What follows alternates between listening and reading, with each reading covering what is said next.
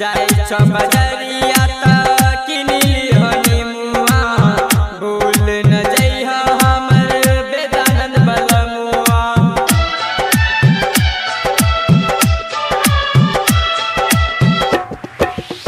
जाय छ बजरिया त किनली हनी मुआ भूल न जइहा हमर सूरज बलमुआ। की छठी माई पुरैते हाय हाय हाय हाय हाय की छठी माई पुरैते हमर मन के कमनावा। की श्रद्धा से करबै छठी माई के पूजनवा हम श्रद्धा से करबै छठी माई के पूजनवा।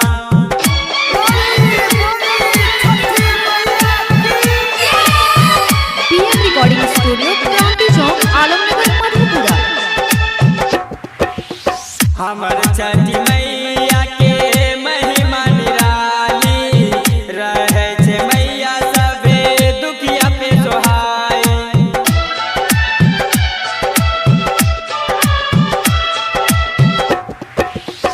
हमर छठी